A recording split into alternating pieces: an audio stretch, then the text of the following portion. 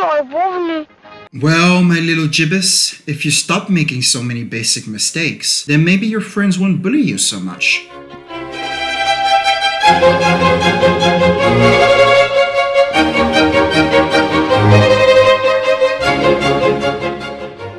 Now, let's be clear, these tips are only for French grammar. Fortunately, there is nothing we can do about Marion Cotillard. With this in mind, on to tip number 1. Les si n'aiment pas les ré.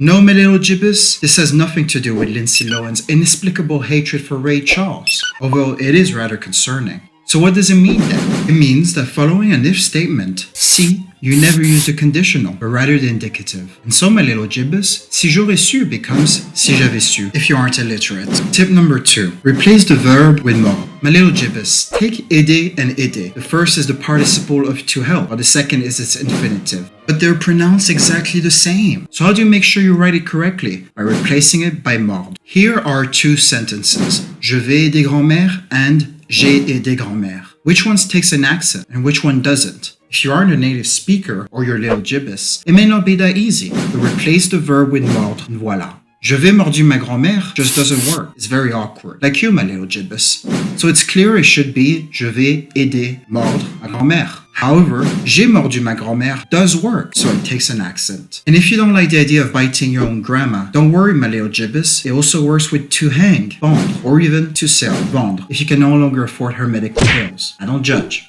Tip number 3. Substitute for similar words.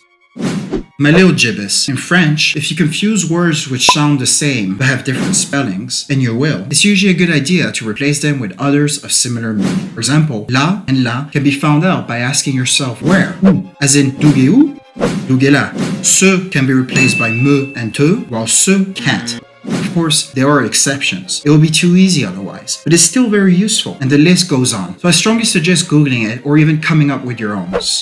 Tip number 4. French questions are a nightmare. Not only are they completely inversed, with a verb coming after the object, but you have stuff like quel, which can be written in countless ways according to gender, number, and articles, like auquel.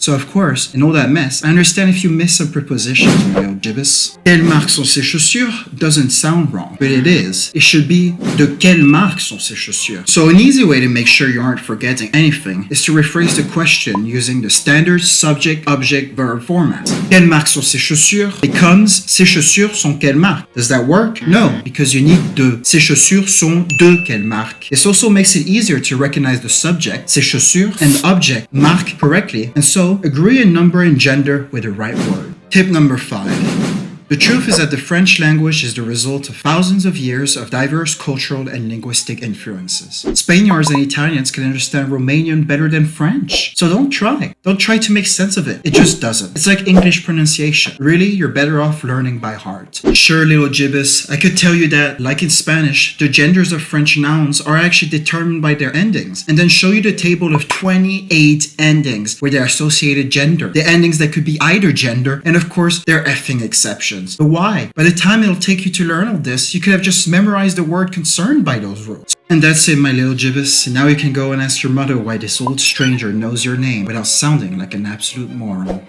Hey everyone, I recently passed 10 subscribers, and while it might not seem like much, it really means the world to me. So thank you. I want to personally thank Dusty B1s, Christina, Inezilla, and Hannibal. I would have loved to thank each and one of you who subscribed, but these are the only ones whose names weren't right. If you'd like to keep supporting the show, then please consider leaving a like, commenting, sharing, and if you haven't yet, subscribing.